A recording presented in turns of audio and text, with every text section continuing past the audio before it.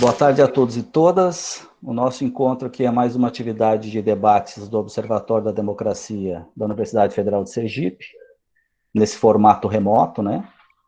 Essa atividade é denominada Enquanto a Pandemia Rola, e hoje é com muita satisfação que nós temos como tema impactos deste momento nas comunidades tradicionais, especificamente nas comunidades indígenas e quilombolas. Eu comunico a todos e todas que essa atividade está sendo gravada pelo aplicativo do Google Meet e depois ela estará disponível nas plataformas do Observatório no formato de podcast no Spotify e compartilhada no Instagram, Twitter, Facebook, nas redes que nós participamos. Não havendo nada contra por parte dos nossos convidados, continuamos a gravação, ok?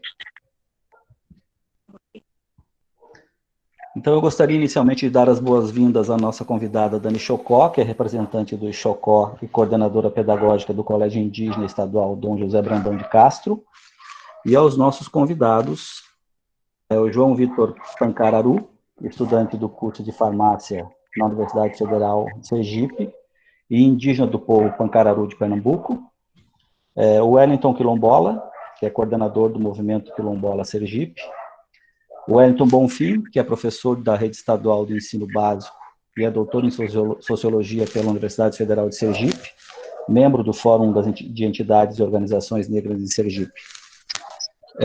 Cada um de vocês terá de 15 a 20 minutos para expor suas considerações sobre o tema, e ao final da fala de todos nós, a gente abre a sessão para o debate.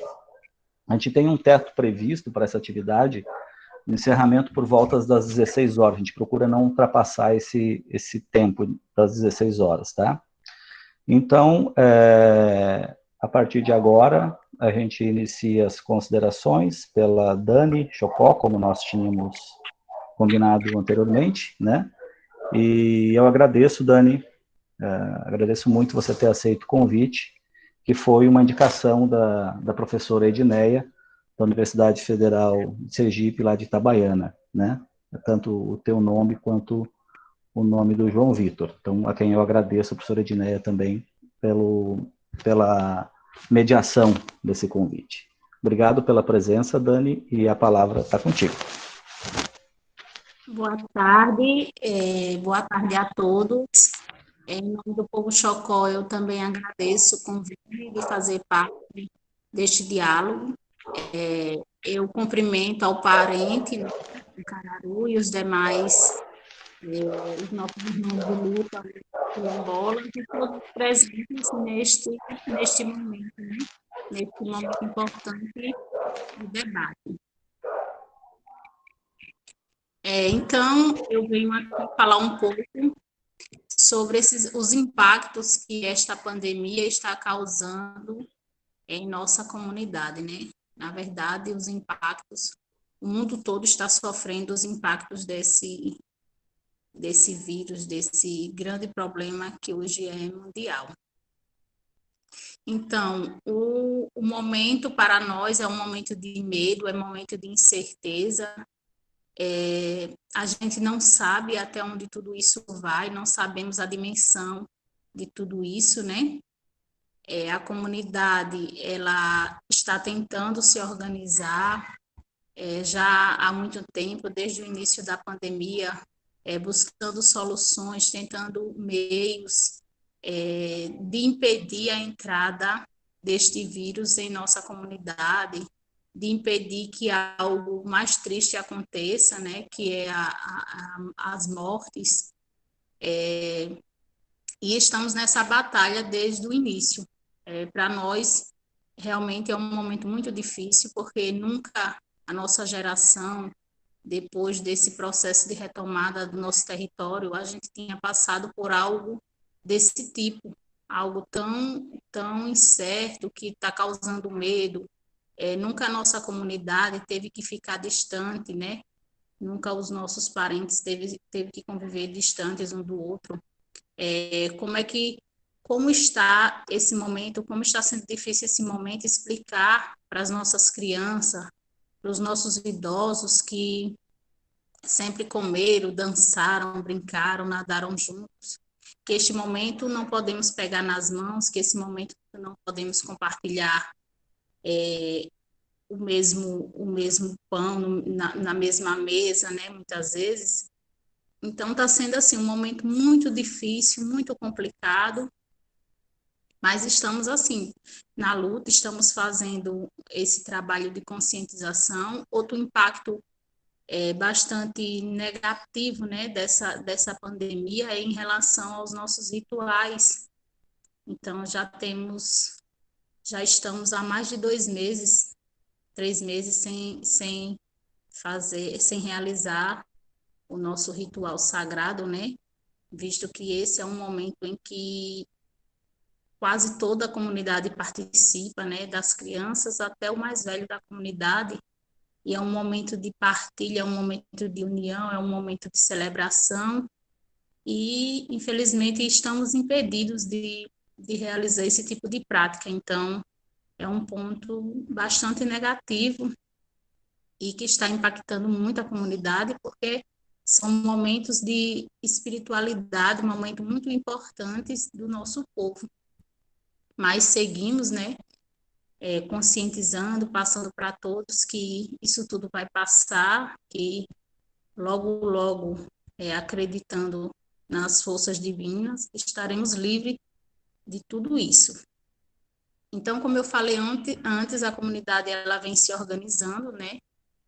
Há 3 meses também já estamos com esse trabalho. A comunidade fez uma barreira na entrada da comunidade, na entrada da aldeia, onde profissionais de saúde e pessoas da comunidade participam no controle da entrada e da saída de todos os moradores da aldeia, orientando a saída somente quando necessária, que é para compra de alimento, para compra de remédios, outros que vão tirar dinheiro, né, o auxílio. Então, a saída somente nesses casos, né? Também estamos fazendo um trabalho de conscientização junto à equipe do Polo de Saúde da utilização de máscaras, do álcool em gel, do uso de álcool em gel, de sabonetes líquidos para lavar com frequência as mãos, e pedindo às pessoas que não saiam de casa, que é a parte mais difícil, porque imagine um povo que foi criado livre e agora ter que ficar trancados dentro de casa, né? Vendo toda a extensão da sua comunidade, toda a extensão do seu território e ter que ficar agora presos dentro de casa. E mesmo apesar desse trabalho de prevenção, a Covid-19 chegou ao nosso território, né? Chegou ao nosso povo. Há mais ou menos 15 dias, tivemos notícia a confirmação do primeiro caso aqui na aldeia. Hoje tivemos a notícia que já são 5 casos confirmados, todos, graças a Deus, se encontram bem, né? 3 já foram liberados e os 2 que ainda estão com o vírus também praticamente estão só aguardando o período para serem liberados, porque não estão apresentando grandes complicações, vamos dizer assim, são sintomas mais leves. Então, o nosso medo realmente é desse vírus sair do controle, né?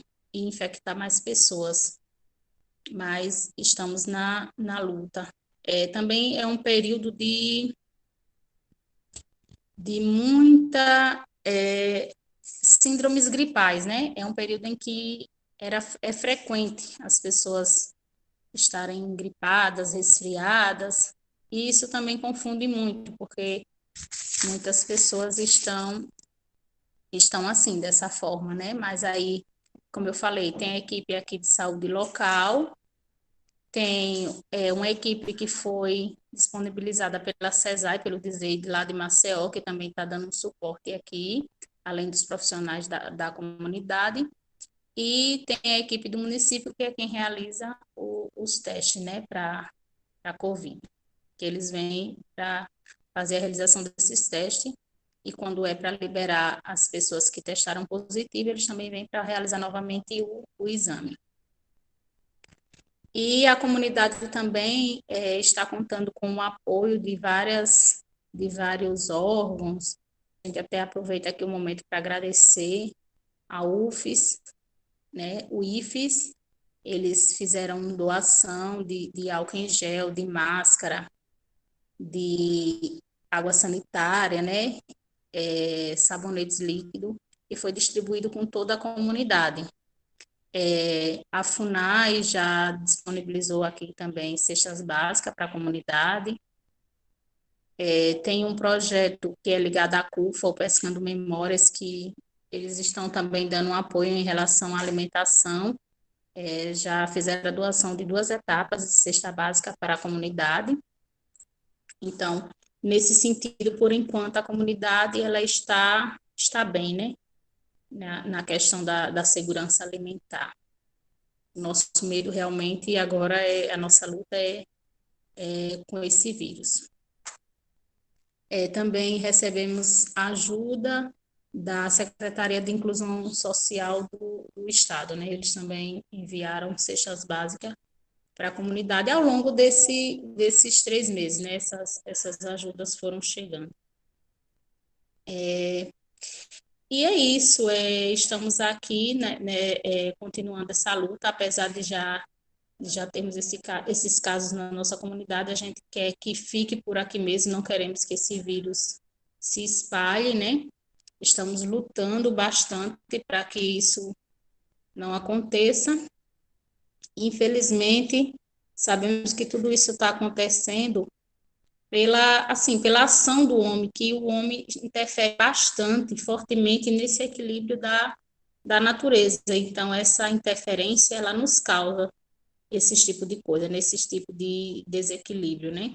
São chuvas descontroladas, secas prolongadas, são epidemias. Então, tudo isso é fruto, infelizmente, da ação descontrolada do homem, de interferir na mãe natureza, né? No desmatamento, na caça predatória, né? E causando esse desequilíbrio que está acontecendo em nosso planeta. Então é isso.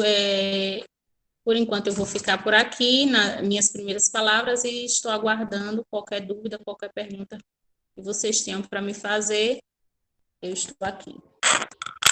Obrigado, Dani. Muito obrigado pela tua explanação sobre como as coisas andam com a comunidade Chocó. E nesse momento, então, eu passo a palavra para o João Victor Pancararu para fazer as suas considerações. Boa tarde a todos. Agradeço à professora Diné pela indicação. Agradeço ao professor Frank pelo convite. Saúdo a parente Dani Chocó e os demais, os Wellingtons, que compõem a nossa mesa de palestrantes. Espaços como esse são muito importantes porque a oportunidade da gente falar sobre a nossa perspectiva, né, sobre a nossa ótica de como está sendo as coisas na realidade aqui dentro das comunidades mesmo. A nível nacional, Brasil, a gente já está assumindo a primeira posição em várias categorias, né? Tanto do número de infectados por dia, tanto do número de óbitos, tanto do número de infectados totais, e não seria diferente das populações indígenas também. O Comitê Nacional pela Vida e Memória Indígena divulgou pela PIB, no último boletim informativo, que atualmente nós temos 8.066 infectados, com 359 óbitos.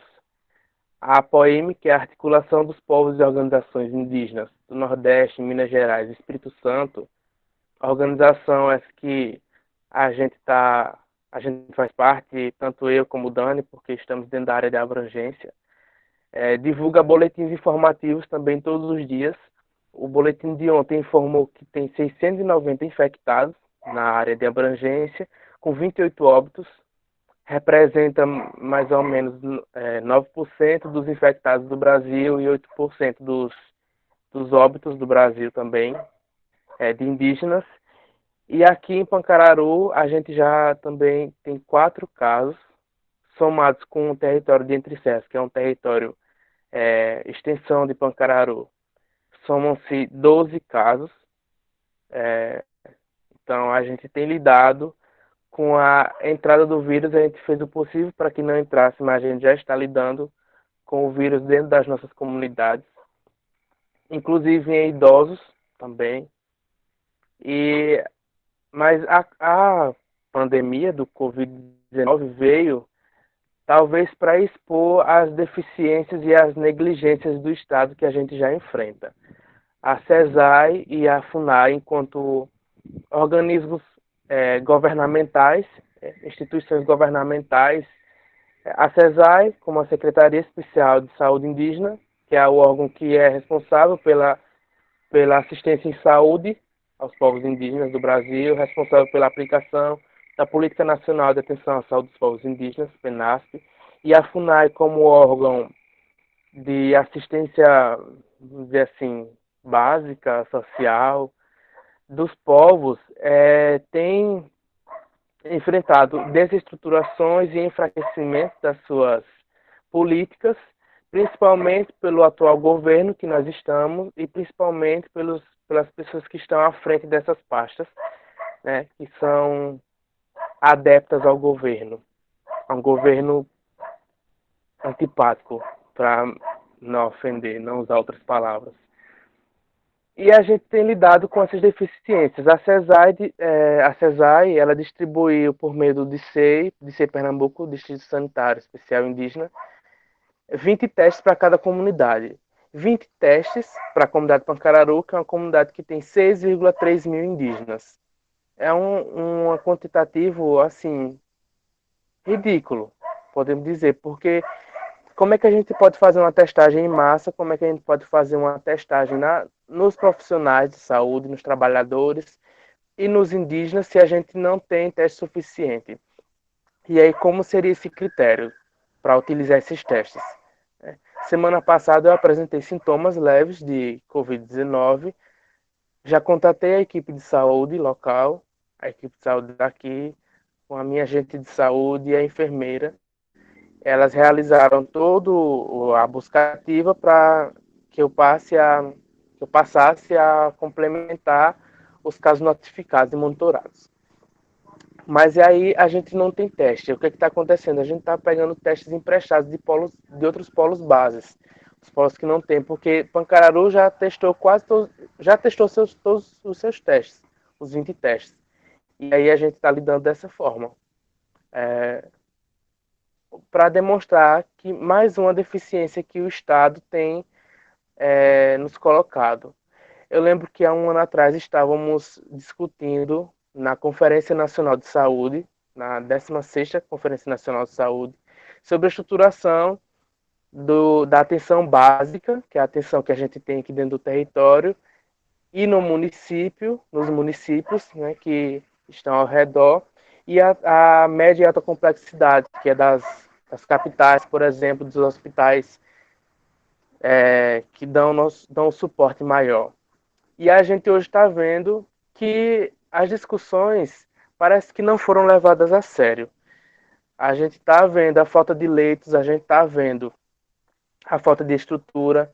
Os hospitais que tem aqui na minha região, nos municípios que são circunvizinhos, não tem estrutura para receber os indígenas infectados, não tem uma preparação para lidar com esses indígenas, né, respeitando a sua medicina tradicional, a orientação que essas pessoas têm por seus curadores, seus detentores de saberes tradicionais, fazendo um link entre o saber ocidental e o saber tradicional, além de que a gente está lidando com outras dificuldades, outros obstáculos. Porque a Covid-19 é uma pandemia que apareceu, mas não deixa de ter outras pandemias e outras deficiências. A gente lida com a dengue diariamente, a gente lida com as doenças crônicas, pacientes hipertensos, pacientes com diabetes, pacientes com doenças raras que tem aqui também, pacientes que necessitam de medicamentos e muitas vezes esses medicamentos chegam com atraso para eles. Então, é uma série de coisas que a pandemia evidenciou e impactou nas comunidades. Claro que, da forma que estamos, é muito mais difícil. Primeiro, porque não temos esse contato, como o Dani bem disse, principalmente nos nossos rituais. As nossas comunidades são formadas muito por essa coletividade, esse compartilhamento do campeô, né, do maracá, de pegar na mão para dançar o toré, de comer o pirão junto.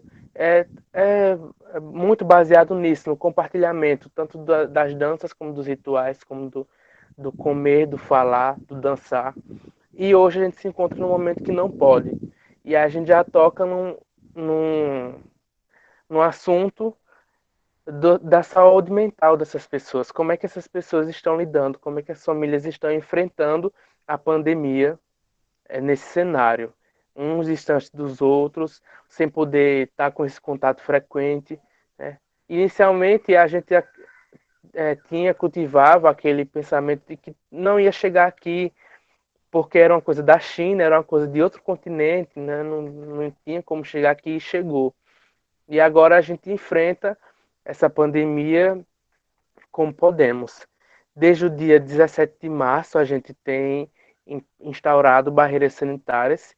Inicialmente, março e abril, as barreiras ficaram sob jurisdição dos agentes de saúde e das lideranças.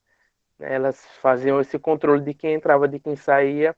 A FUNAI também baixou uma portaria e um boletim informativo para que não tenha entrada de pessoas não indígenas na área, sob nenhuma hipótese. Desculpa, sobre nenhuma hipótese, e nem pesquisadores, nem visitantes, nada desse tipo. E aí eles estavam fazendo esse controle de quem entrava e orientando as pessoas que saíam, as pessoas que estavam voltando. Os indígenas que estavam em outros estados, os Pancararu que estavam em outros estados, tanto a trabalho como a estudo, foram orientados para que quando chegassem aqui, fizessem a quarentena, se isolassem dos seus familiares, ou ficassem em um quarto sozinho, ou ficassem em uma casa e sozinhos, para que cumprisse esse período todo. E nisso o monitoramento ia acontecendo, a equipe de saúde ia fazendo o monitoramento.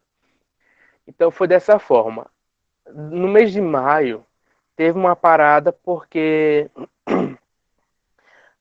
o trabalho estava cansativo, realmente é um trabalho muito puxado, um trabalho que demanda muita energia, e além disso, existem as outras questões na própria comunidade que precisam ser resolvidas. Aqui a gente tem a entrada de poceiros ainda, a gente passou pelo processo de desintrusão da área, né? Os poceiros saíram, mas ainda continuaram entrando, continuaram colocando animais dentro da área indígena para que devastasse as plantações. A gente lida com isso também. E no dia 26 de maio, hoje fazendo um mês, a comunidade e a juventude se organizou para instaurar as barreiras sanitárias novamente. E aí seriam turnos de 24 horas, direto. Eu sou coordenador do grupo jovem daqui, do Mogipe, Movimento Jovem Indígena Pancararu. Enquanto coordenador do Mogipe, me comprometi a fornecer as refeições aos guerreiros que fossem passar a noite, as refeições do café, do almoço e da janta, né? E nisso a gente já formou um grupo dos Guerreiros Pancararu. Os Guerreiros Pancararu são esses voluntários que se dispõem a passar a noite nas barreiras sanitárias, a madrugada, o dia, impedindo que pessoas não indígenas entrem ou outras pessoas cruzem o território, porque como o nosso território está no meio de 3 municípios, acontecia muito isso, da não indígenas fazerem a rota pelo território que era mais perto. E aí a gente estaria fazendo esse controle. Estamos há um mês nessa atividade, né? É uma atividade muito cansativa. que nos expõe a muitos riscos. A gente já foi ameaçado, a gente já teve muitos conflitos nas barreiras, de pessoas querendo entrar, de pessoas querendo acessar o território sem poder.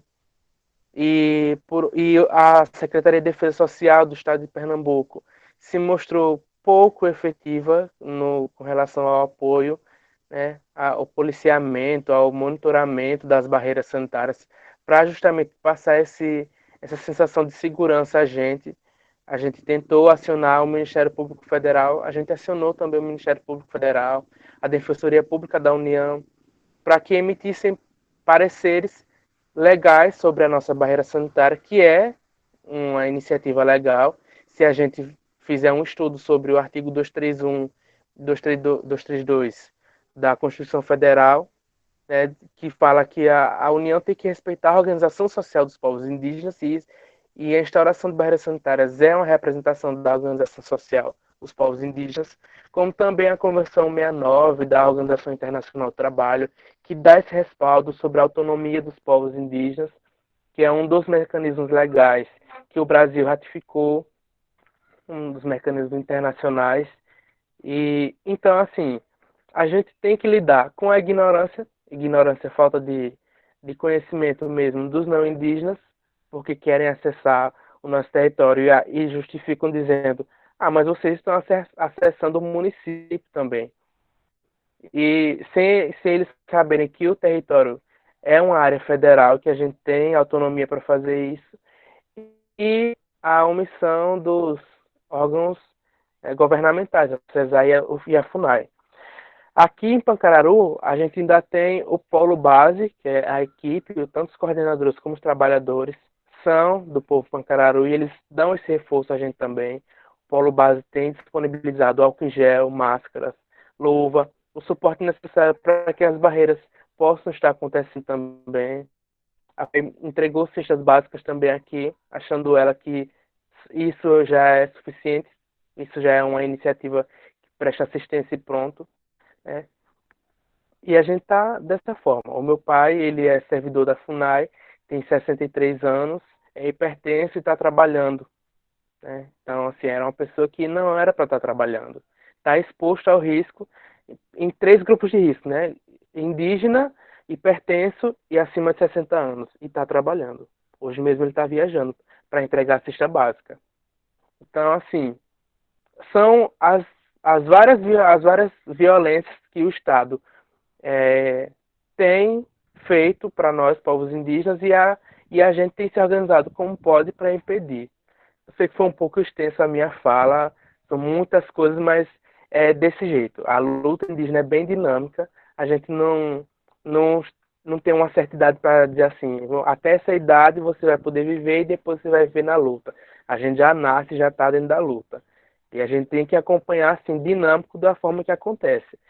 Toda hora é alguma coisa diferente, né? No começo do ano a gente não estava nem esperando isso. Chegou março, pandemia, e a gente está tendo que trabalhar dessa forma. E mesmo na pandemia a gente enfrenta outros desafios. Vem o próprio governo federal, né? César Salles, o ministro Ricardo Salles, o ministro da Agricultura, né? Dizendo que é para aproveitar esse momento da pandemia para a boiada toda passar e fazerem sabe lá o quê. Né? Essa reunião ministerial no dia 22 de abril foi muito clara. O dia 22 de abril é o dia do descobrimento do Brasil, né? Realmente foi um descobrimento. Essa reunião ministerial foi a reunião para expor todas as cebozeiras que o governo federal tem planejado. E é isso. Essa é a minha fala. Espero que eu tenha contribuído com o debate e vamos à luta. Obrigado, João Vitor. Muito obrigado pela tua forma de colocar, como todas essas outras questões, né, pelas quais já passam os povos indígenas do Brasil, né, violência, a questão das tensões por território, questões da segurança alimentar, todas elas ainda agora passando de forma transversal aí pela questão da pandemia como um agravante, né? Obrigado pelas tuas palavras aí. Vamos lá, então. Passo a palavra agora para o Wellington Quilombola.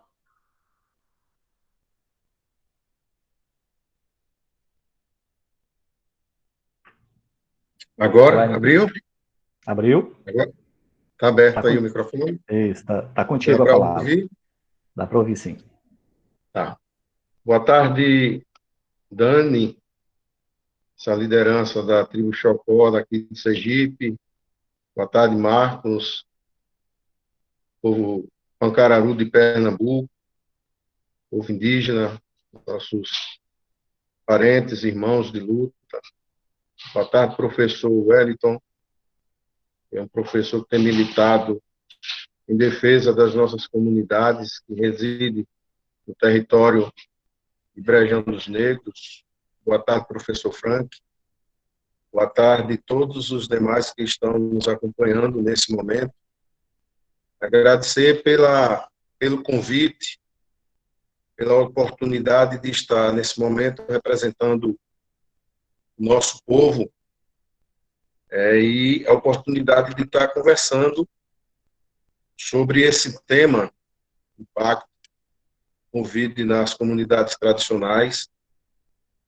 De início, a gente já pode afirmar que é um impacto negativo e muito violento.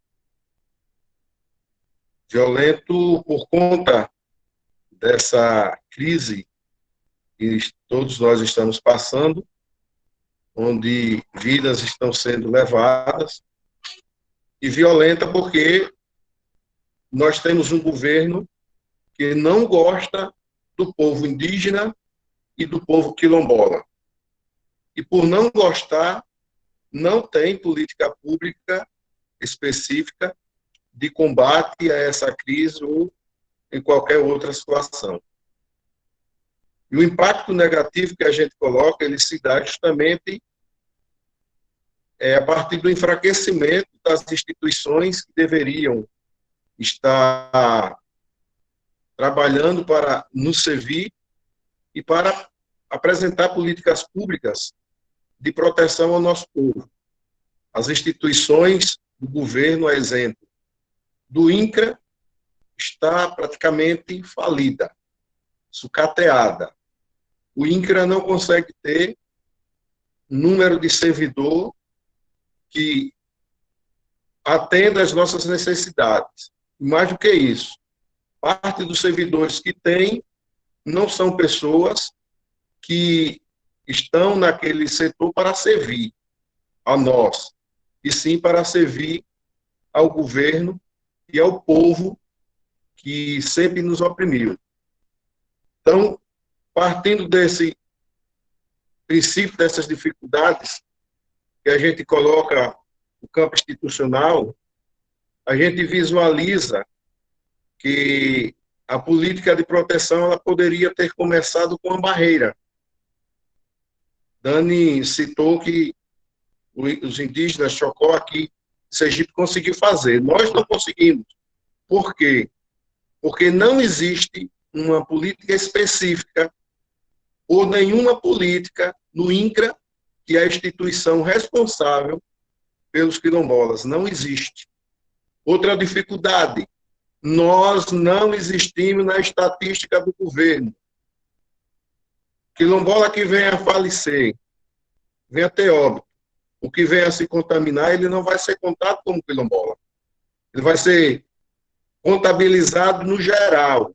Então, se nós não somos contabilizados, se nós não somos vistos, não existe políticas públicas para esse povo que não existe. Não existe política pública do governo federal.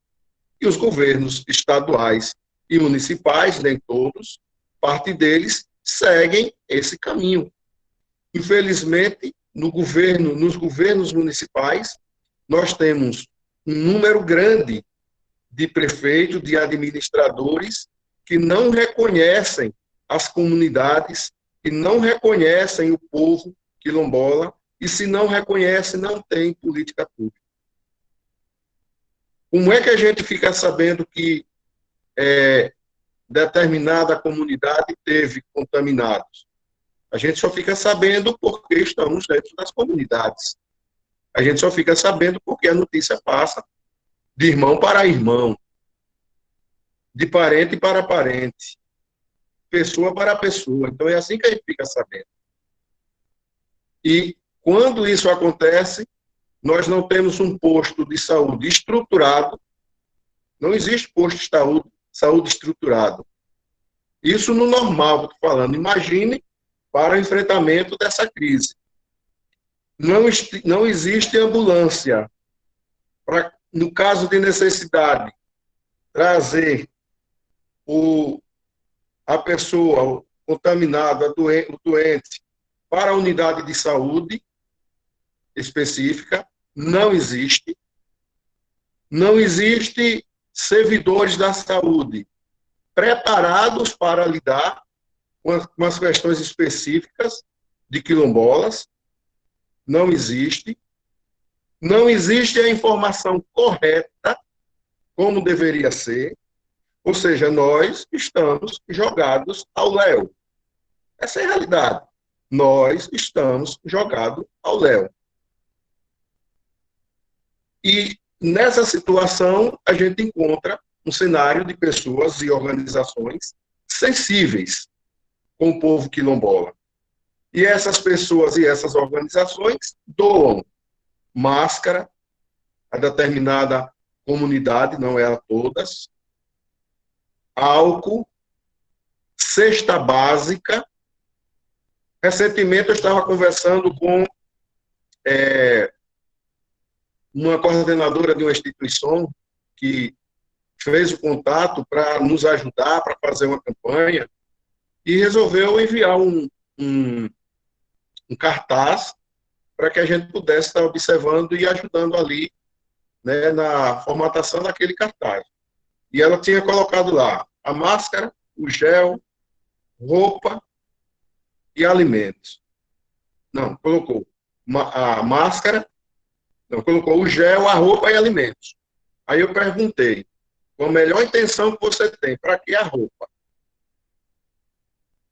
Vamos trocar a roupa pela máscara, porque, infelizmente, ainda existem pessoas que, na sua inocência, ou na sua forma de ver, quilombolas ainda são mendigos. Quilombolas ainda são pessoas que precisam, né, de ajuda para alimentação, e precisam.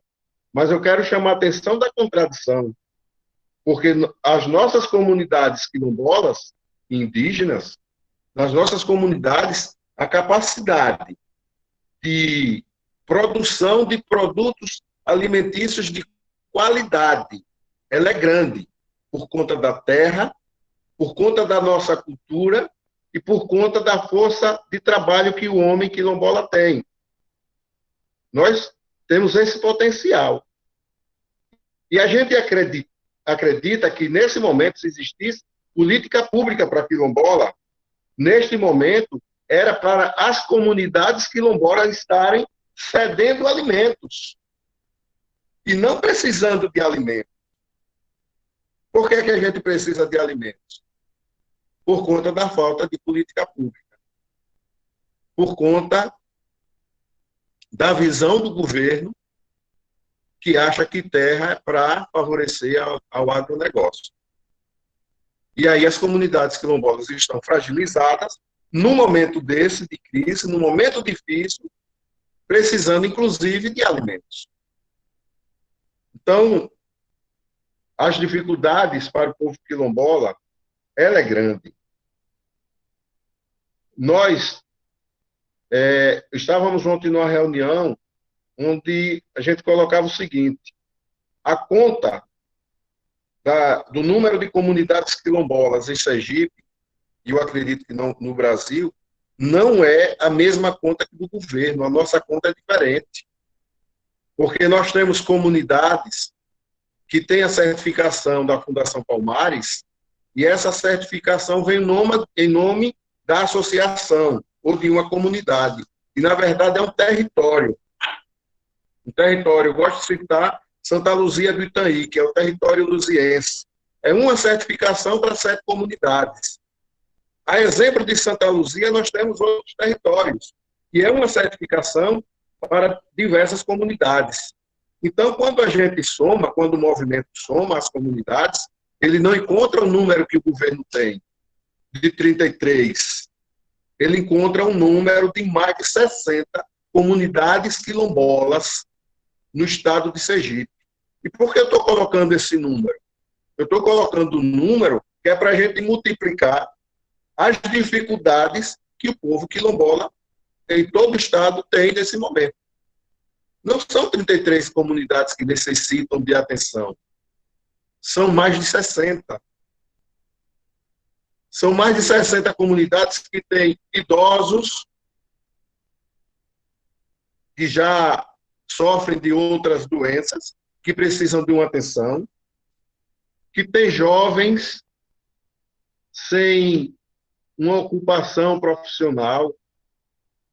Então, esse conjunto de dificuldades ele vai contribuir, sim, para o impacto dessa doença, podemos dizer assim, que estamos passando nesse momento. Não é uma situação fácil. E a gente, felizmente, conta com o apoio do Ministério Público Federal. A nossa sorte ainda é o apoio do Ministério Público Federal, porque a gente consegue aglutinar forças aqui no nosso estado, encaminhar, através da nossa organização, as demandas para a nossa organização nacional, que é a CONAC. A CONAC conseguiu, através desse trabalho, buscar o Ministério Público para fazer o enfrentamento ao governo.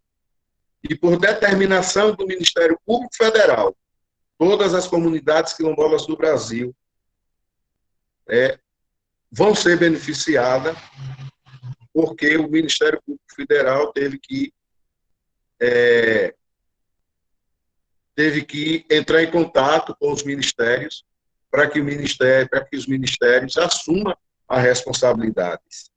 Os ministérios, os estados estão sendo notificados e também as administrações municipais estão sendo notificadas, todos, por conta dessa movimentação que a gente fez, para que comecem ainda a chegar políticas públicas para o povo quilombola. Então, eu acredito que não é uma situação diferente, muito diferente dos nossos irmãos indígenas. Não é. Mas, na verdade, o que a gente acredita é que precisamos aglutinar forças e buscar essas parcerias, vista essa parceria com o Ministério Público Federal. Algumas outras instituições têm cedido máscaras e álcool. Por exemplo, a Fundação Banese cedeu álcool e máscara para as comunidades quilombolas. A Secretaria de Inclusão do Estado também cedeu máscara, cesta em algumas comunidades. Mas não é apenas isso. Não é apenas isso. O que a gente tem buscado parceria com a Via Campesina, uma parceria muito boa com a Via Campesina, uma parceria com o Comitê de Direitos Humanos de Sergipe. Então, é dessa forma que a gente está tentando diminuir o impacto. E a gente sabe que nas comunidades tem pessoas infectadas. A gente sabe que nas comunidades quilombolas algumas já tiveram óbitos, mas oficialmente a gente não tem esse conhecimento. A gente não tem esse conhecimento.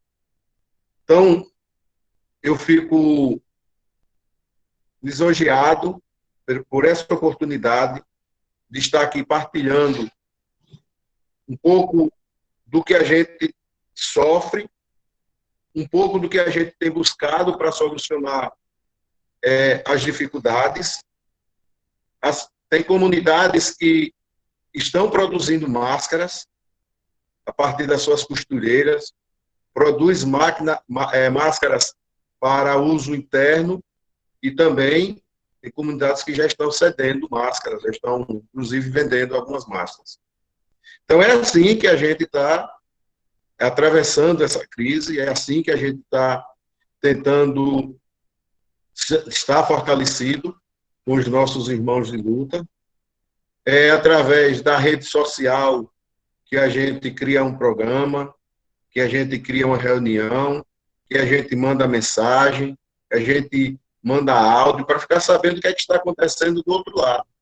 Porque se nós estamos, né, nós estamos nas nossas comunidades sem poder sair, se nós não estamos tendo contato direto, aquelas reuniões mensais que a gente fazia, agora tem que aprender a lidar, tem que aprender a lidar com a internet, com os aparelhos, para poder estar fazendo essa aproximação, para poder estar conversando e buscando soluções. Então, eu também quero agradecer mais uma vez, também quero ficar, né, aqui à disposição para alguma intervenção, se for o caso, estou à disposição. Muito obrigado, Wellington, pela tua análise conjuntural aí das questões que envolvem o povo quilombola do estado de Sergipe. Acho que ficamos todos muito sensibilizados e muito melhor informados com esse panorama que você traz para a gente aí. Obrigado mesmo. Vou passar a palavra, então, para o meu colega Wellington Bonfim. Wellington, está contigo a palavra. Oi. Ok, obrigado, Frank. Bom, boa tarde a todas e a todos. Quero agradecer ao Frank, por colocar nesse espaço. Acho que essa é uma atitude bastante importante para a gente pensar a situação das comunidades tradicionais, não só indígenas e quilombolas, mas as comunidades tradicionais como um todo, né? E importante porque realmente nós estamos vivendo um momento bastante delicado, né, para essas comunidades, principalmente, mas como para todas as populações, né, principalmente as populações e os grupos humanos menos favorecidos.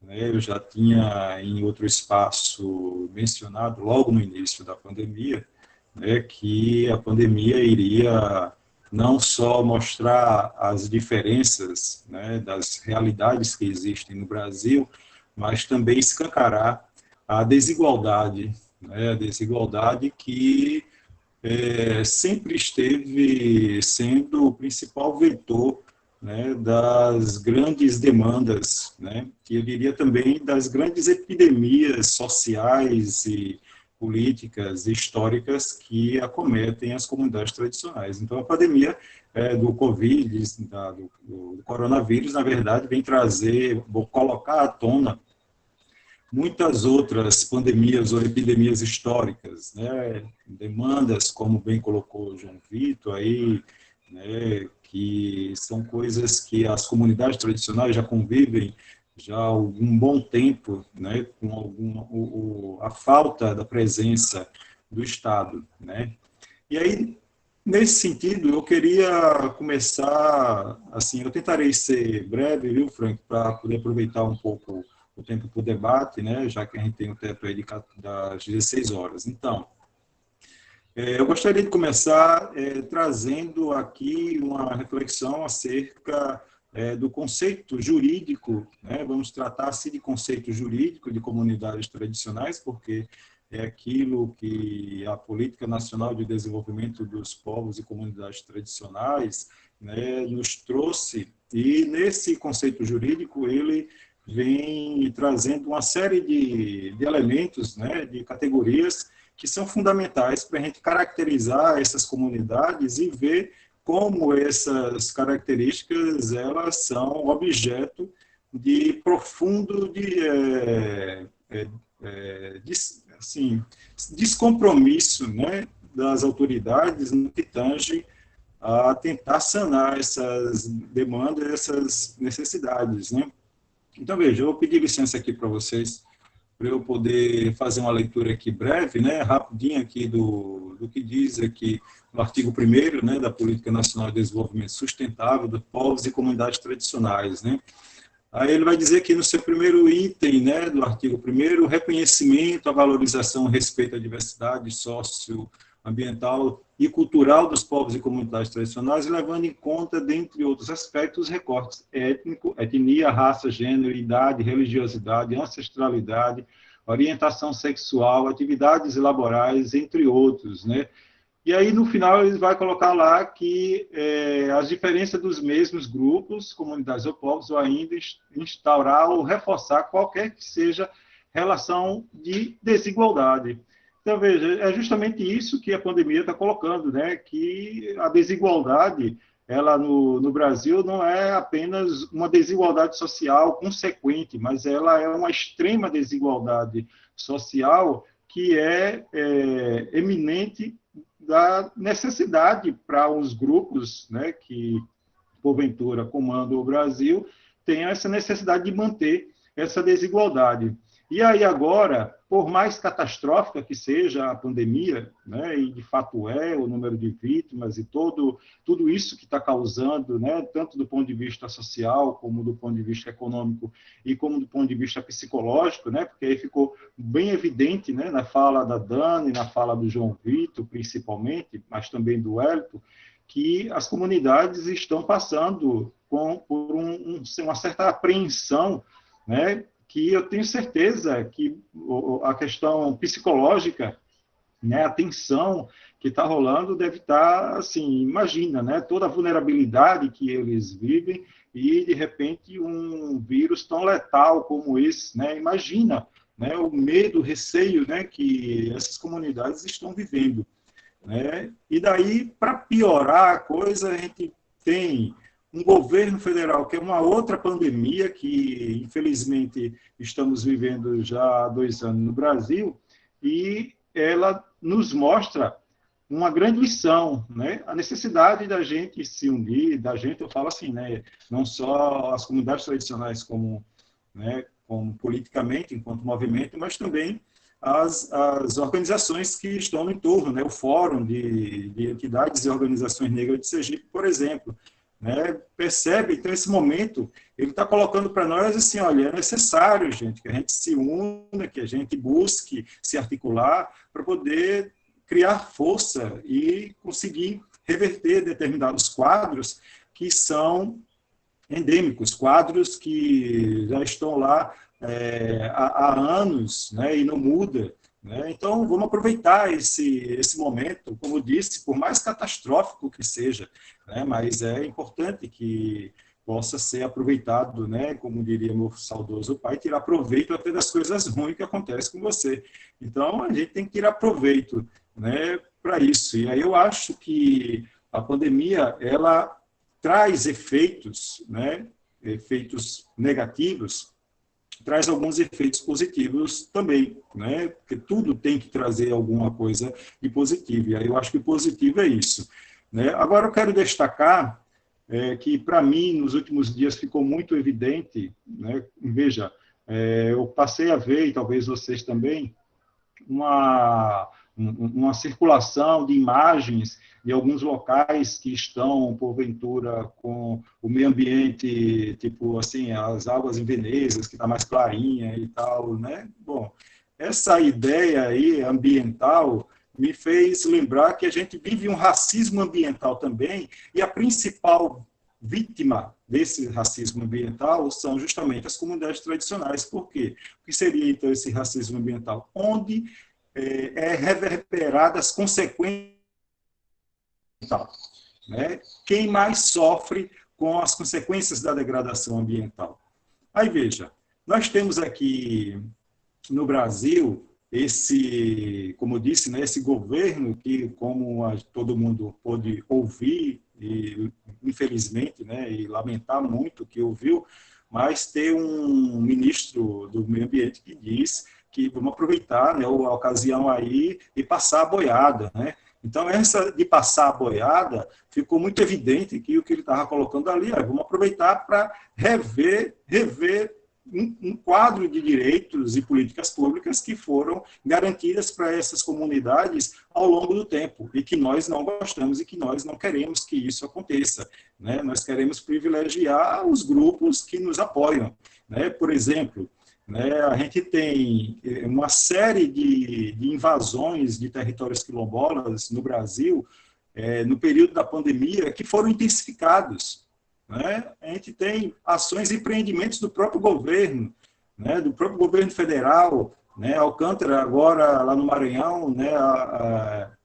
Passa a sofrer sanções de trânsito, né, da comunidade, de não poder partilhar determinada parte do seu território, porque a base espacial, né, vai estar fazendo testes agora no período da pandemia. Aí a gente vai lá para o Pará, tem uma série de comunidades que estão sendo atacadas, né, através da devastação, e aí é interessante ressaltar essa coisa do território, né, que o território, eu diria que é o elo, né, de ligação, né, de construção da identidade cultural desses povos, porque é no território onde deixa as significações simbólicas, né, material, né, seja ela da questão da religiosidade, do trabalho, seja lá qual for, né, assim, várias possibilidades dessa construção. Então, o território é algo sagrado, não só sagrado nesse sentido, né, dos povos indígenas, né, que têm espaços sagrados dentro do seu território,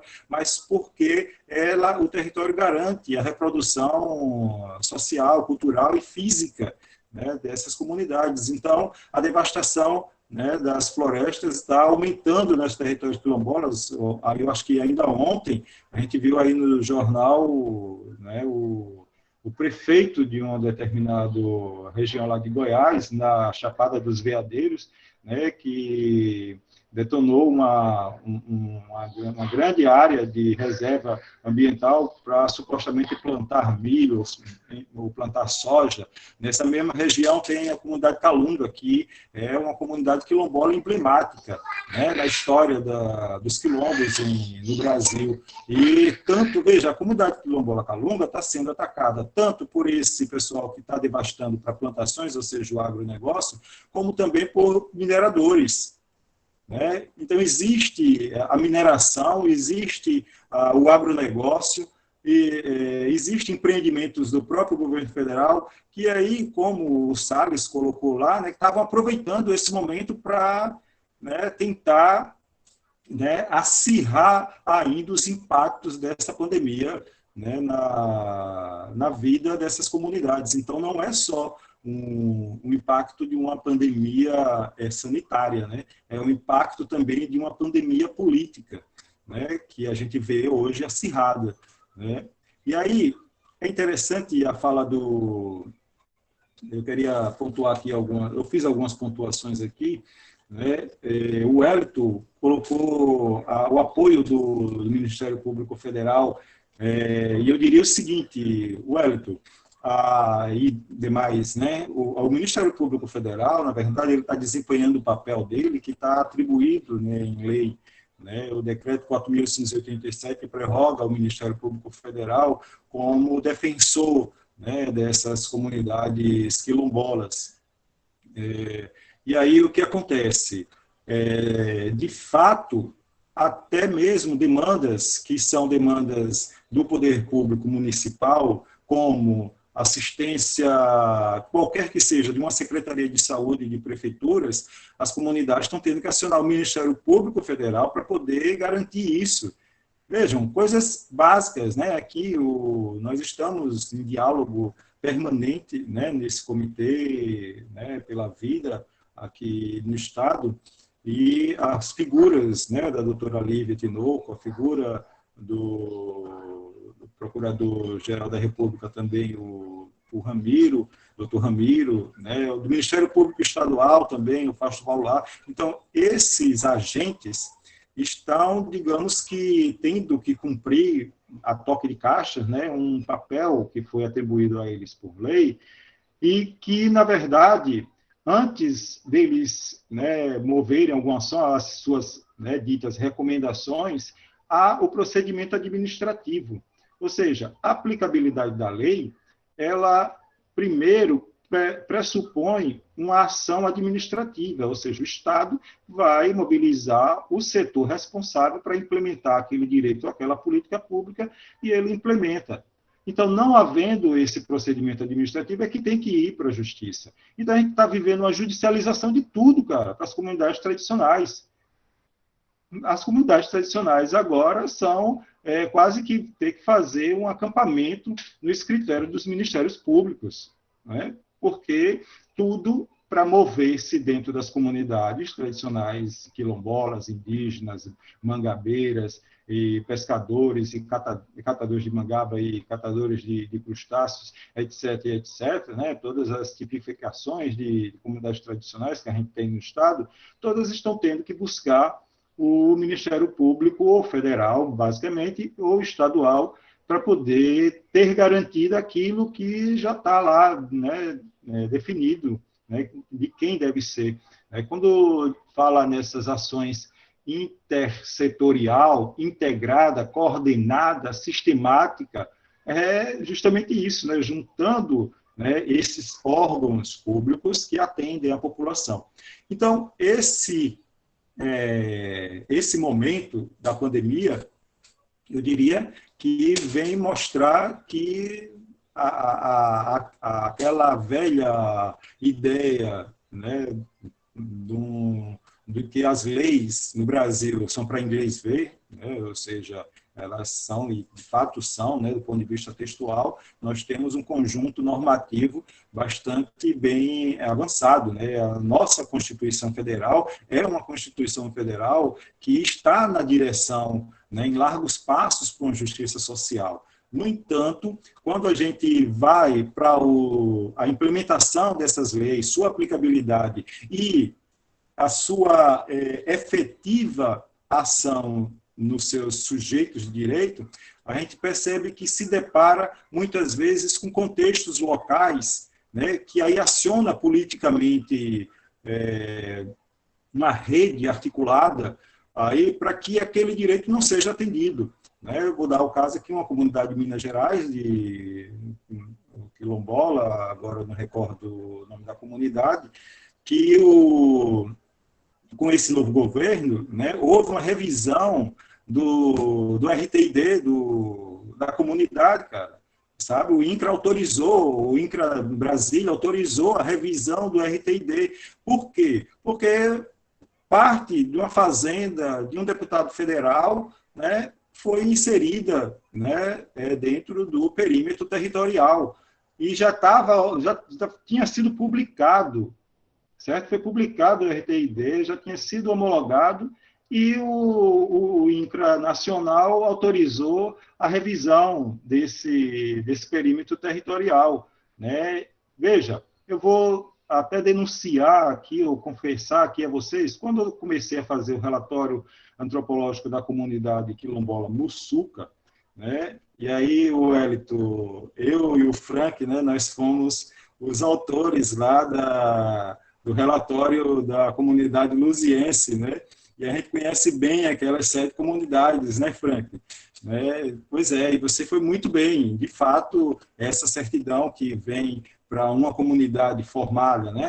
E aí aquelas comunidades assim, né, que são constituídas para dar conta daquilo que o Giddens chama da era das organizações, ou seja, para o controle do Estado. Então, todo mundo se junta em uma comunidade para poder ser regularizado, né?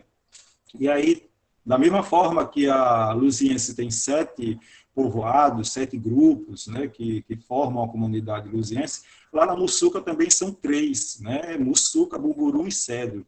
E aí, veja, o INCRA, né, me chamou para uma reunião quando eu estava iniciando, há poucos dias que eu tinha iniciado os trabalhos de elaboração desse relatório. O INCRA me chamou e o chefe lá do setor me sugeriu, me fez uma indicação: olha, quando chegar aqui nessa fazenda, lá no perímetro da Mussuca, você faz um contorno aqui da pedreira. Não sei se vocês conhecem lá da Mussuca, mas existe uma pedreira lá que há décadas vem extraindo pedra e causa todo tem todo impactos na comunidade, não só da questão ambiental, mas também da questão social. É uma exploração de trabalho absurda ali naquela comunidade através dessa pedreira.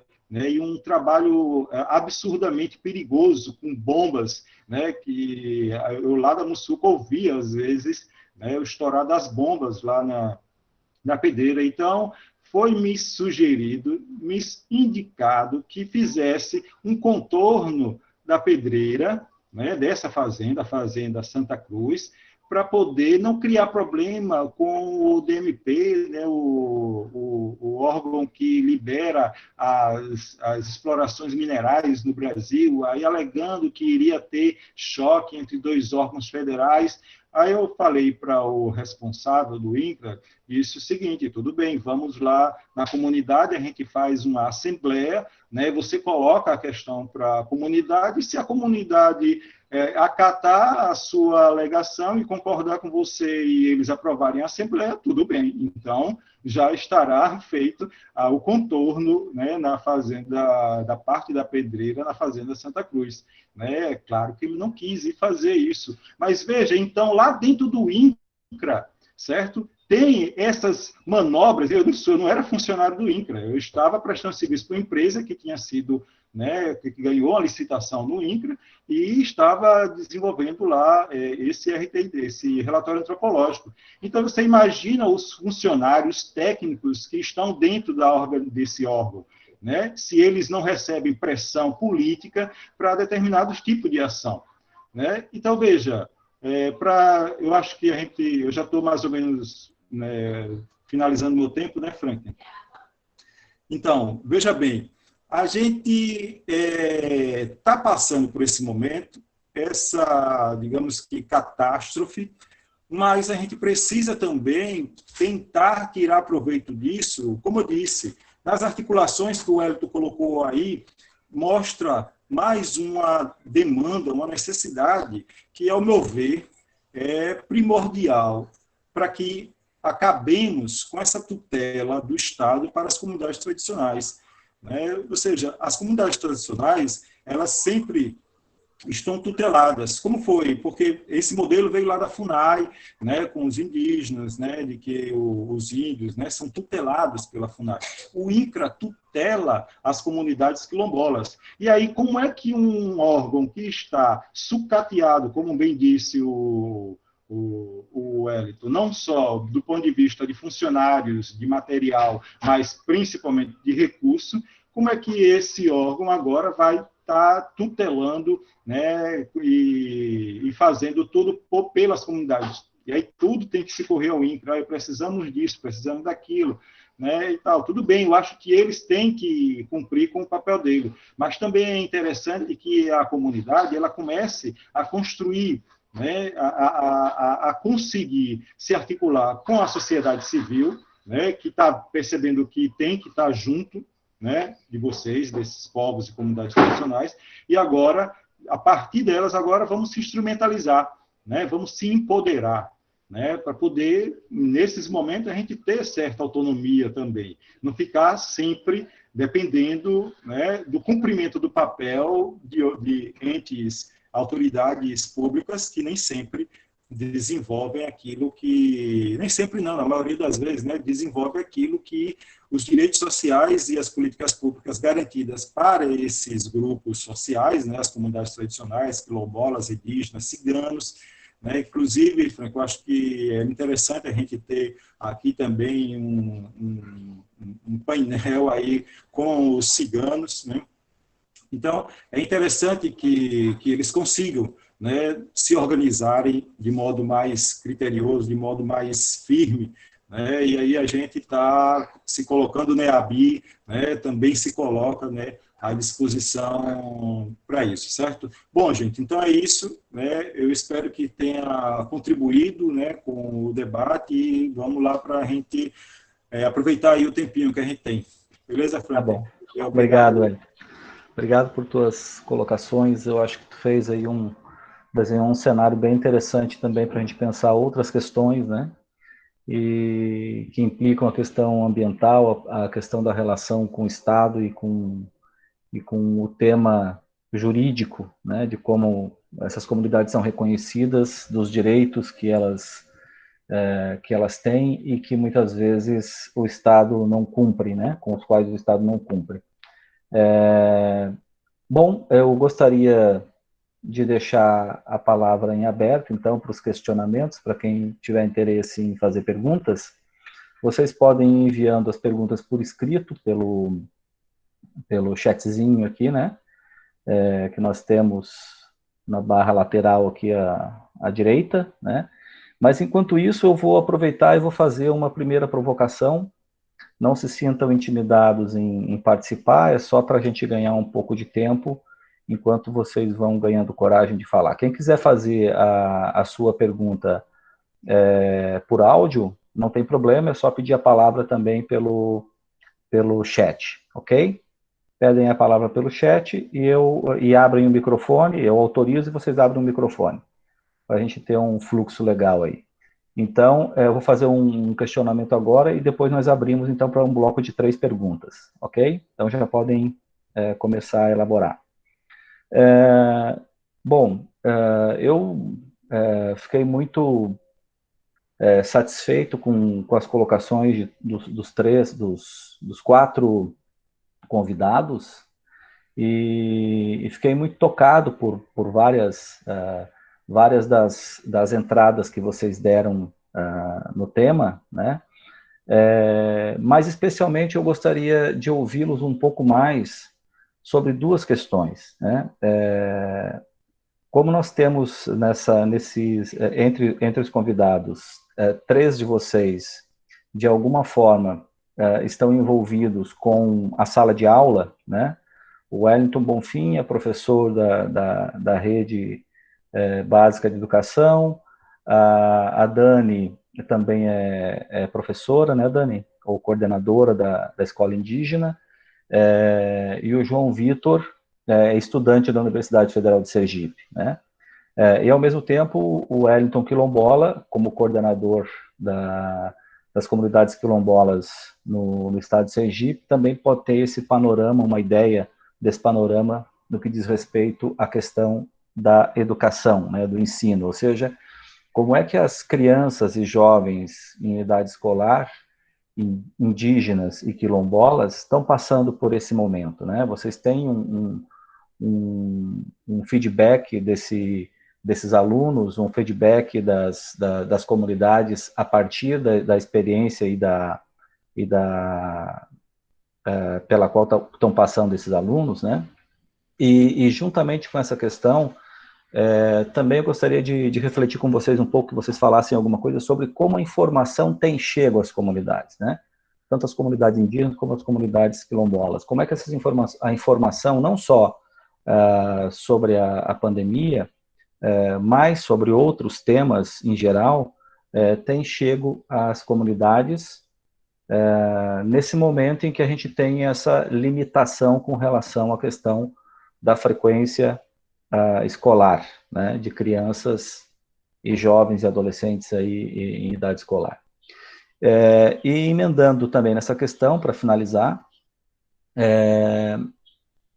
eu gostaria que vocês falassem um pouco mais sobre essa questão das emoções, né? E isso implica também pensar um pouco sobre a questão das emoções no que diz respeito à questão do medo, né? Ou seja, como é que as comunidades se sentem impactadas pela pandemia em termos de percepção sobre o que essa pandemia significa para elas, né?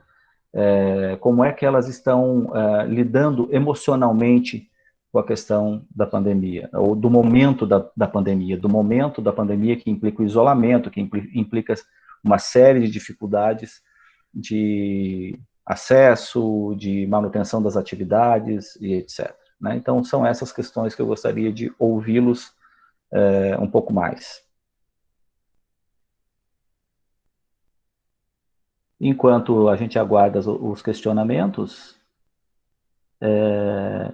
eu abro a palavra para vocês. Poderíamos começar com a Dani.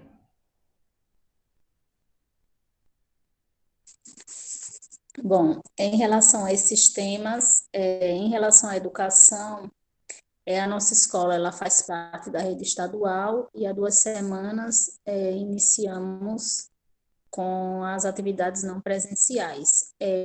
Por termos uma comunidade pequena, né, comparada às demais comunidades, e assim, todos os nossos alunos, eles são aqui da comunidade, então, a princípio, está dando certo, né, apesar de não ser tão efetivamente como na modalidade presencial, né? Mas, assim, a princípio está dando certo, a comunidade, por ser pequena, ter acesso à internet, alguns alunos que não têm, o vizinho tendo, a comunidade, toda a comunidade tem acesso à internet, então a gente está desenvolvendo essas atividades utilizando a internet e os livros didáticos que o aluno possui, né? Estamos evitando o máximo a impressão de materiais, porque já sabemos também que é um meio muito fácil de transmitir o vírus também. Então, estamos utilizando mais realmente a internet e os livros didáticos dos próprios alunos.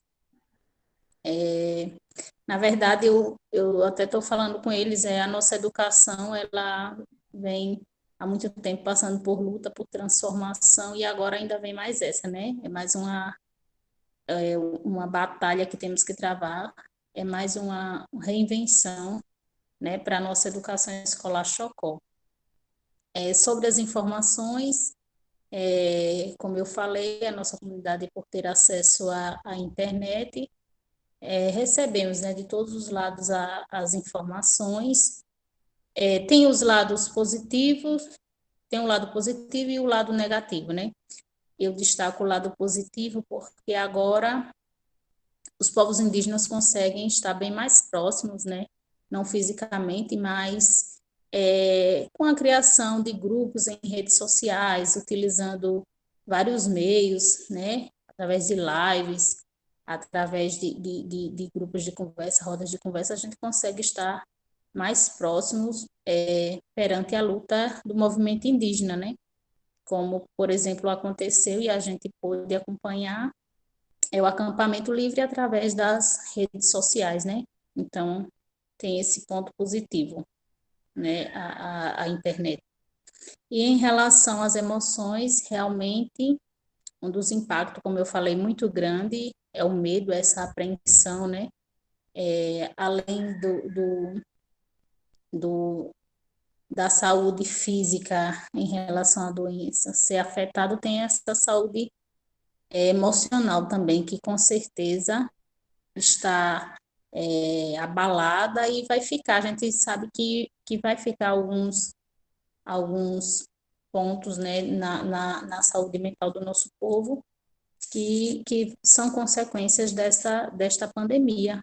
Mas estamos trabalhando, né, a comunidade está trabalhando, estamos tentando orientar as pessoas. Aqui temos uma rádio comunitária local, então a gente utiliza para passar informações, para passar mensagens de segurança, para passar o canto dos nossos torés, para guerreiros conversarem com os outros que estão em casa, para tentar disseminar um pouco deste medo, dessa tristeza, né, que essa pandemia nos causou. E tentando também passar que não podemos discriminar, né, os nossos parentes que possam ou que adquiriram o vírus da Covid, né? A gente tem que ter todos os cuidados, mas também não é algo que não possamos chegar nem perto, nem, vamos discriminar eles. Não, estamos com esse trabalho também de uma forma ou de outra acolher, né? Tendo todas essas medidas de segurança, deixando esses nossos parentes isolados, mas acolhendo de uma outra forma, com outros tipos de cuidado. Então, é isso.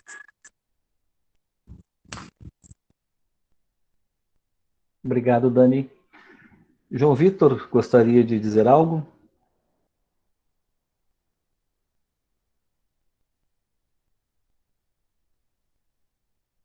Oi? Gostaria de dizer algo sobre a questão?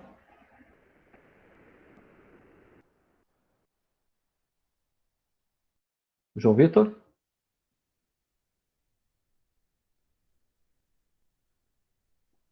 Não sei se o João Vitor está ouvindo. Eu não estou ouvindo ele.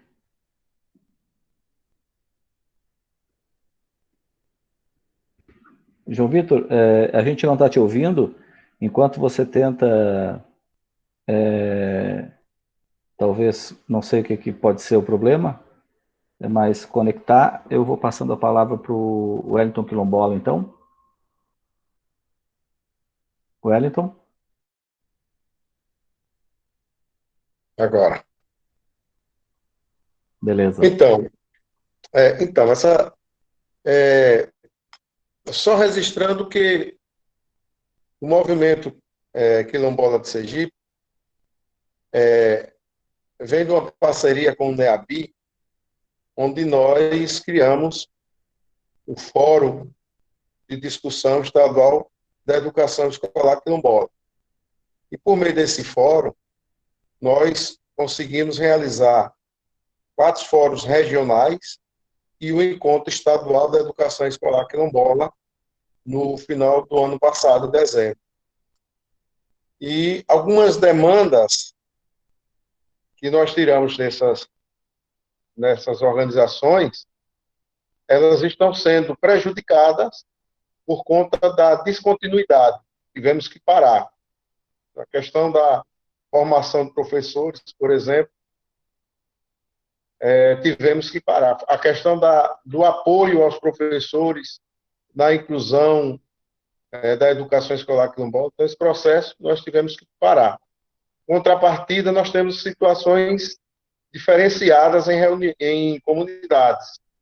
Nós temos comunidades que têm um acesso melhor à internet, que é o caso das comunidades urbanas, Maloca em Aracaju e Portaria em Estância. Não existe a dificuldade na questão da internet. Consequentemente, esses alunos terão mais facilidades em trabalhar os temas que estão sendo passados pelos professores. Mas também temos aquelas comunidades que, para que você tenha um sinal mínimo de internet, é preciso você sair da comunidade, é preciso você ir para um ponto mais alto, é preciso você sair de onde está para tentar um sinal de internet. Então, nesses locais, os alunos, é claro, estão sendo prejudicados. Não estão conseguindo acompanhar a demanda. Nós temos um exemplo claríssimo de Forras, em Riachão do Dantas, onde na semana passada nós tivemos que fazer uma intervenção junto a uma das escolas, professor muito sensível, professor nos recebeu, conversou, mostrou o seu propósito, o seu plano de trabalho, mas infelizmente é o aluno que não tem o celular, que não tem o sinal de internet. Então, esses estão sendo prejudicados. Então, inclusive, uma das demandas que a gente conseguiu levantar é a questão da internet, sinal de internet. Sinal de internet que dificulta na escola e fora da escola. Né? E ainda tem aqueles que não têm o sinal de internet e não têm o celular. Não tem um aparelho, não tem acesso a um computador, não tem a facilidade de se reunir em grupo para responder às atividades. Então, é um problema que o Estado tem que resolver, né? Uma dificuldade que a gente está encontrando aí na questão da educação. Em relação ao medo, também temos situações diferenciadas. Nós temos comunidades que têm famílias que não recebem a visita nem dos próprios parentes. Não recebe. Eu conheço uma situação de o senhor, quando às 5 horas da manhã, ele entra para dentro da roça dele, com máscara e tudo, e só sai 5 horas da tarde para dentro de casa e se tranca. Por conta do medo. É o medo de ser infectado e não ter o atendimento, não ter a assistência necessária. Nós temos, como eu disse no início, comunidades que não têm posto de saúde adequado e não tem a informação adequada, não recebe a informação adequada. Isso traz medo, isso traz problemas, é claro, vai ser deixar muitos problemas aí, né, para as pessoas, para as famílias quilombolas, por conta da facilidade. Veja, eu tenho medo de ser contaminado, mas a minha comunidade ela tem diversas entradas e não tem como a gente controlar essa entrada de pessoa. O artigo eu acho que é o artigo 6º da OIT, né, que fala que as pessoas ou as instituições, ao visitarem as comunidades, têm que ter a livre escuta, tem que ter a atenção, chamar a atenção das lideranças.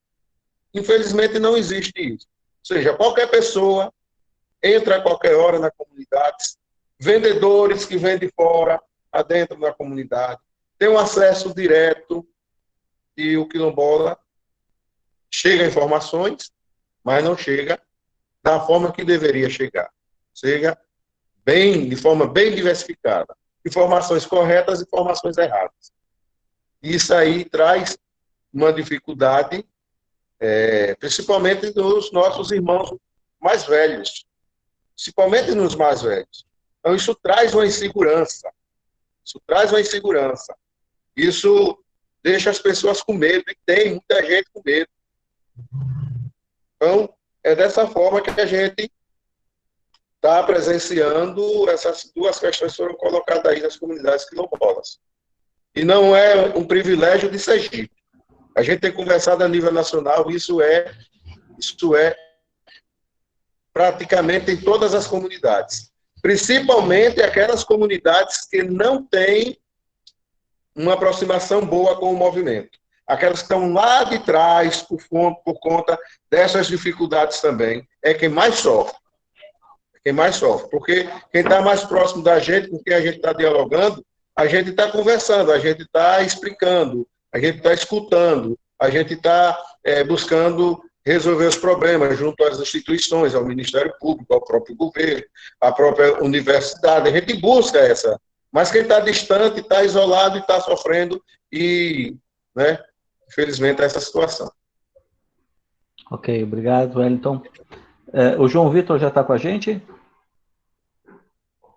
Já consegui voltar. Então... Travou o celular. Tá bom, a palavra está contigo, então. Sobre a educação, como é que está sendo aqui? Aqui a gente não está tendo aula remota. Deixa eu ver se eu consigo mostrar a vocês. Eu estou no território agora. Eu moro aqui na aldeia e nem todos têm acesso às tecnologias aqui. Vocês podem ver. A gente mora numa área muito montanhosa também. Ela é muito de serras. E aqui nem todos têm acesso à internet ou têm acesso a outras tecnologias, como celular. E fica um pouco complicado a gente fazer esse trabalho eu digo o povo, fazer esse trabalho de enviar atividades de internet. A minha mãe é professora daqui, professora indígena, Educação Escolar Indígena Pancararu. E eles estão em constante conversa assim, de como podem fazer isso, porque quando não é o acesso à internet, os alunos moram muito distante dos professores, um distante do outro. E a gente está nesse processo de sensibilização para as pessoas manterem a distância, né, o distanciamento. Então, é um pouco complicado os professores irem até as casas dos alunos, principalmente porque aqui na comunidade, de vez ou outra, alguém precisa estar saindo para a cidade, fazer compra, ir atrás do auxílio emergencial também, ir atrás de medicamento, quer queira, quer não, pode ser ocasiões da pessoa se contaminar. A cidade vizinha aqui da gente, Tacaratu, está em transmissão comunitária. Na verdade, todas as cidades aqui ao entorno estão em transmissão comunitária, então torna ainda mais difícil, mais preocupante esse acesso. E aí já trago também o debate dos sentimentos, né? De sair para a cidade se contaminar, graças a Deus. Todos os casos que tiveram aqui são casos leves, mas a gente tem medo de acontecer um caso grave, né? De acontecer de necessidade de de uma internação. A cidade mais próxima que tem esse suporte é Caruaru ou Recife, que já são distantes de Recife para cá, são 500 quilômetros. Então, é preocupante isso, o medo de alguém se contaminar, o medo da gente perder os nossos anciãos, os nossos mais velhos, que são detentores de saberes tradicionais. Tudo isso desperta medos na gente. Então, está sendo dessa forma aqui. As informações chegam porque a gente, tanto nós, como representantes, né, de grupo jovem, os coordenadores de saúde, os professores, recebem as informações e passam. As informações estão sendo repassadas dessa forma. E está sendo assim a dinâmica do nosso povo. Tem sido dessa forma. Ok, obrigado, João Vitor. Wellington Bonfim. Oi, Frank. Oi, pessoal. Opa, estou aqui. Peraí. Diga lá, quer dizer alguma coisa sobre essa primeira questão ou quer que eu faça já a segunda rodada de perguntas? Eu não sei se você achar, porque, como você disse, né, às 16 vamos encerrar, né, faltam 10 minutos, e você acha que eu seguro tudo? Era uma questão sobre a questão da escola, né, e como é que você está vendo lá, eu não sei como é que estão as coisas lá onde você trabalha, mas você poderia emendar depois, então. Eu faço as questões agora do pessoal que colocou aqui no chat, e você pode colocar alguma coisa e a gente já faz um bloco final para finalizar, né? Para concluir. Ok. Desculpe a redundância. Então, vamos lá. A gente tem 3 questões. A primeira questão é a questão da Nayara. Se a Nayara quiser fazer a pergunta, ela pode abrir o microfone, senão eu faço aqui lendo a pergunta.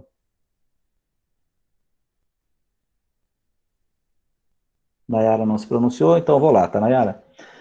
Como está o acesso a medicamentos, segurança pública para esse momento de pandemia para os líderes, para os indígenas? E de que maneira ervas medicinais podem contribuir ou são utilizadas nesse momento? Então, esse questionamento para Vitor. Uma segunda pergunta para Dani. Como que acontece o processo de formação continuada das professoras e professores e como é o acompanhamento da Secretaria da Educação nesse sentido?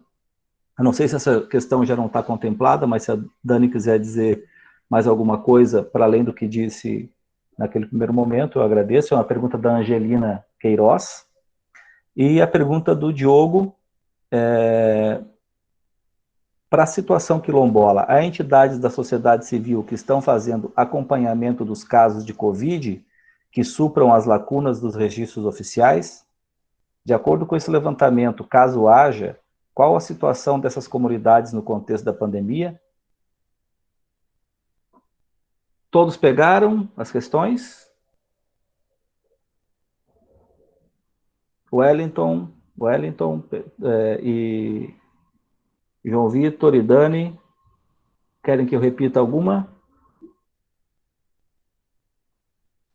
Deu para entender aqui. Ok. Então, vou passar a palavra, então, para... Só o finalzinho da última pergunta eu não peguei. Tá.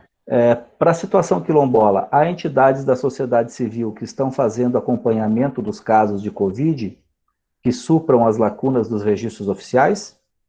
De acordo com esse levantamento, caso haja, né, qual a situação dessas comunidades no contexto da pandemia? Eu acho que sobre a situação tu já colocou para a gente, né, Wellington, mas depois tu poderia falar mais sobre esse acompanhamento aí, se existe ou não. A Dani pegou as 2 questões, Dani?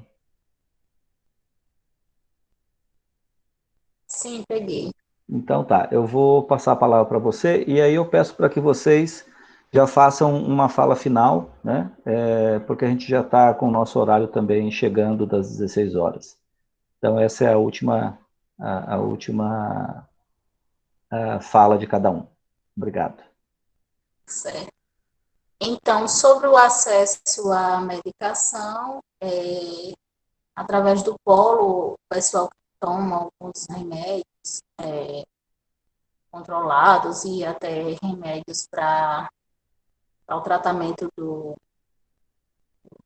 dos sintomas, né, na verdade, da Covid, está sendo feito através do polo de saúde, e quando não tem, né, que nem sempre tem esses remédios, cada pessoa, as famílias que compram esta medicação. Em relação ao uso das ervas medicinais, a comunidade está incentivando, né, o nosso pajé vem incentivando a continuar utilizando suas ervas, nossas ervas tradicionais, principalmente agora, as nossas ervas que conhecemos, que são boas para o tratamento de sintomas gripais. Então, está sendo incentivado o uso dessas ervas para tentar amenizar os impactos, né, vamos dizer assim, para tentar amenizar os sintomas desta doença.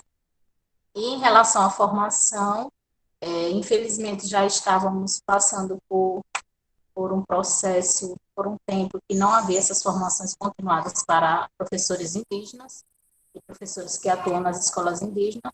Estava passando por um momento de reivindicação até nossa, da comunidade, para que estes momentos acontecessem, e agora com a pandemia tudo isso parou, que infelizmente não estamos tendo mesmo formação continuada direcionada aos professores indígenas e a professores que atuam nas escolas indígenas. Então é isso, eu gostaria de agradecer pelo convite, né, agradecer a todos pela participação, pela paciência de estar nos ouvindo. Eu só quero, assim, reforçar que com a minha fala pode parecer até que a nossa comunidade não passa por problemas, não, isso não é isso, passamos por vários problemas, por várias dificuldades, a exemplo das demais comunidades indígenas, a exemplo das demais comunidades quilombolas, só que eu acho assim que no caso, o nosso diferencial neste momento, né, diante do que eu estudo dos nossos parentes indígenas e quilombolas, talvez seja a quantidade, né, de pessoas na nossa comunidade que nesse momento até nos ajuda a ter um controle melhor, né? E mais, assim, dizer que realmente também estamos passando por um período difícil de luta, né? Na verdade, a luta sempre sempre faz parte de nós, povos indígenas, e isso parece que é constante em nossas vidas. É isso. Obrigada pela oportunidade. Obrigado, Dani. Eu passo a palavra, então, para o João Vitor.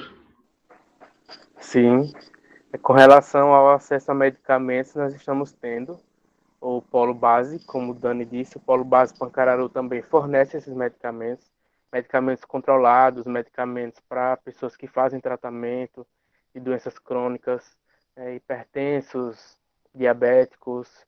Tá acontecendo. Aconteceu também a campanha de vacinação da gripe aqui. Então, essa assistência do Polo Base tem sido bem pontuada mesmo. Tá acontecendo.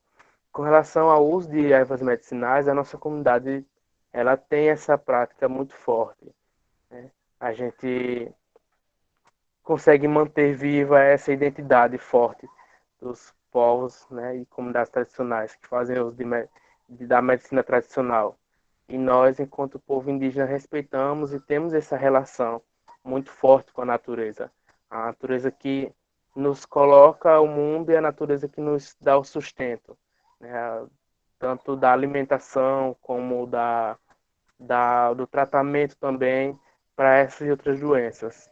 Inclusive, está um tempo chuvoso aqui, é o tempo que muita gente está plantando, muita gente está colhendo também, graças a Deus. Foi um ano bom de chuva, dentre tantas dificuldades, mas a natureza tem também nos dado esse retorno e esse acalento também. Aproveito agora para agradecer o espaço que nos foi disponibilizado, é muito importante isso e muito significativo para mim poder estar usando um espaço que é da Universidade Federal, né, o Observatório, de democracia. Foi muito significativo para mim poder trazer a realidade que a gente aqui do povo Pancararu tem enfrentado e dos povos indígenas do Brasil tem enfrentado, né? Nós, enquanto povos e comunidades tradicionais, vivemos em constante luta, vivemos enfrentando constantes desafios, mas é muito gratificante poder estar conversando com parceiros e pessoas que são sensíveis à nossa causa. A resistência é o que corre em nossas veias, tanto de nós, povos indígenas, como das comunidades tradicionais. O povo quilombola é um povo irmão. Muitas aldeias indígenas são aldeias e quilombos. Então, prova dessa resistência, dessa união que temos, que vem desde 1500 que viemos enfrentando essas lutas. E esse é mais um desafio que estamos enfrentando. Com fé em Deus, na força encantada, na força da Mãe Natureza, da Mãe Terra, não seremos vencidos. E jamais seremos, né? Iremos lutar, iremos vencer com fé em Deus e com fé em quem pode. Muito obrigado a todos que estiveram acompanhando, que tiveram a paciência, e vamos resistir. Um forte abraço a todos. Muito obrigado, João Vitor. Obrigado pelas palavras. Wellington Quilombola, por favor.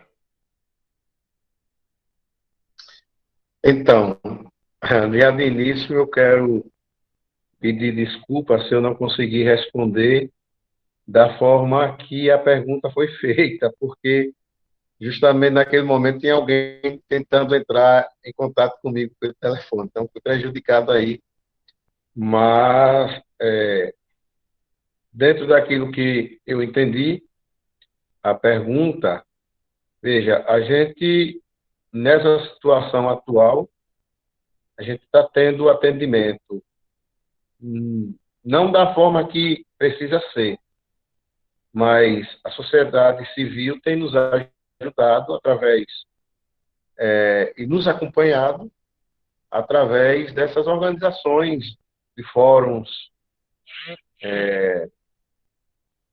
Fórum de Direitos Humanos,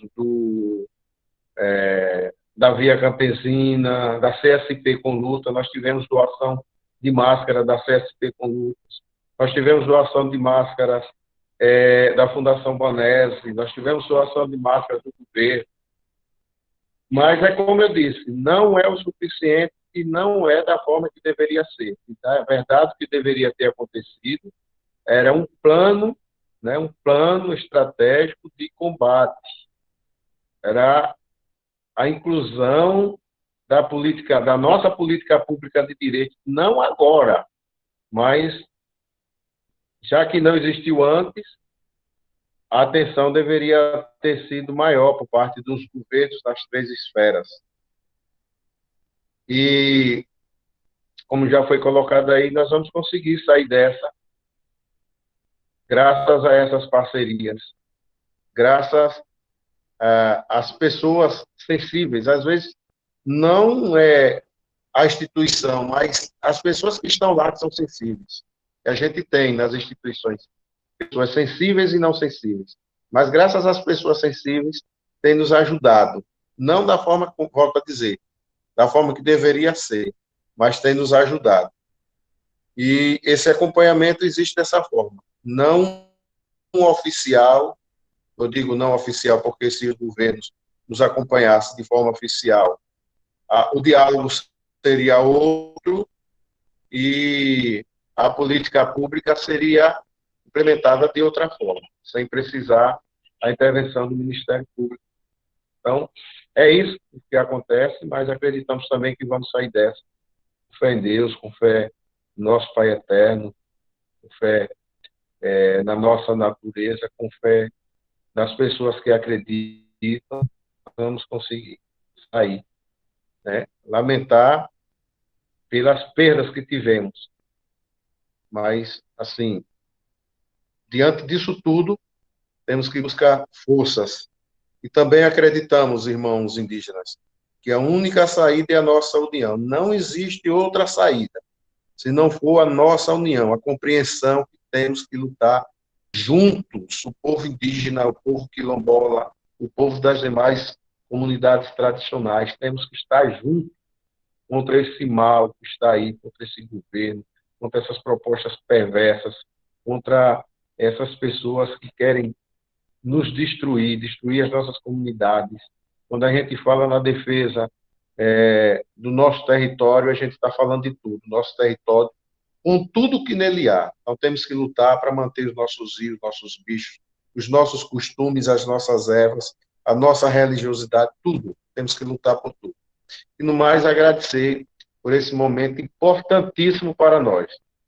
É um momento de grande importância de estar aqui conversando, contribuindo, sentindo que não estamos sozinhos na caminhada, porque aí do outro lado, na universidade ou qualquer outra instituição, também vamos contar com pessoas iguais a todos vocês que estão aí do outro lado nesse momento. Agradecer pelo convite, agradecer por quem nos acompanhou até agora, pedir desculpa aí pelas falhas, mas é isso, vamos em frente. E nos colocamos à disposição para outro momento, se for necessário. Obrigado, Wellington. Obrigado pelas suas palavras também. Wellington Bonfim? Oi. Então, bom, vou ser rápido aqui, certo? Bom, Frank, essa coisa da educação, né, eu tive a oportunidade de trabalhar lá na EAD da universidade, né, antigamente eu achava que não dava certo, mas vi que dá, porém pressupõe algo que o Brasil ainda não dispõe, né, de uma estrutura, umas condições adequadas, né, nas pessoas, nas casas das pessoas, para poder acompanhar isso, né. Então, bom, claro, as comunidades tradicionais vão ter sérios problemas, né, seguir isso, e aí acho que as atividades não presenciais, ou seja, né, além, né, para o celular, internet e tal, também tem a questão, as secretarias vão imprimir material para encaminhar para os alunos, enfim, eles estão tentando dar um jeito. Mas o que eu queria encerrar, na verdade, é o seguinte: bom, a gente concordou aqui que a pandemia veio trazer à tona, né, escancarou aí para todo mundo ver, para quem é da comunidade tradicional não, né, mas para o Brasil todo ver, né, as demandas, os problemas, né, que essas comunidades quilombolas, indígenas, e etc, vivem, né.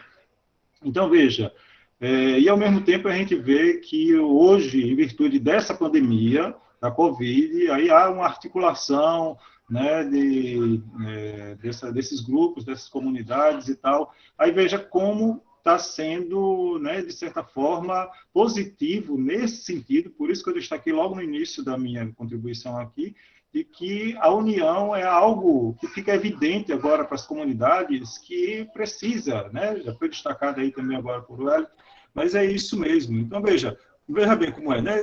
E por que antes não houve?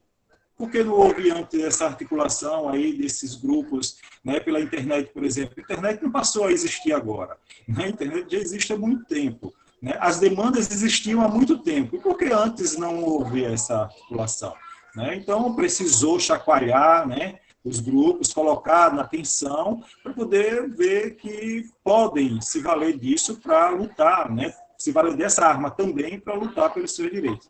Então, é isso. Bom, Frank, então eu quero finalizar agradecendo aí, né, a participação nesse espaço e me colocar à disposição aí para qualquer coisa, né, estaremos apostos aí para, se puder contribuir, estou dentro. Valeu, um abraço a todos e a todas.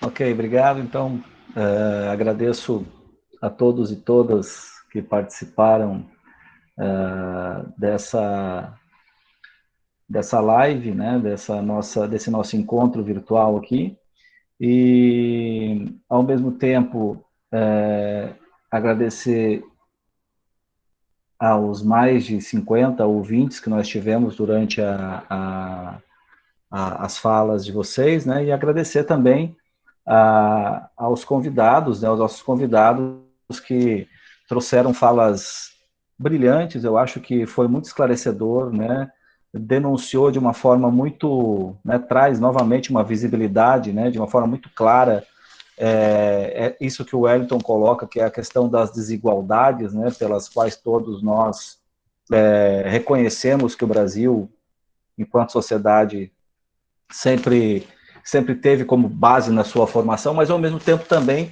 eu destaco a questão da resistência, que todos vocês levantaram como um elemento que faz parte da alma da luta desses povos, né, dos povos dos quais vocês representam, dos povos dos quais muitos de vocês se colocam como lideranças, né? Então, muito obrigado. Considerem sempre que a Universidade Federal de Sergipe é uma parceira, né, assim como o NEABI, do qual eu também faço parte, e o Observatório da Democracia, também o Observatório da Democracia da UFES, que tem organizado esses eventos enquanto a pandemia rola todas as sextas-feiras. E numa próxima oportunidade, espero que a gente possa estar junto novamente. Contem conosco, e por aqui vamos encerrando. Muito obrigado e até uma próxima.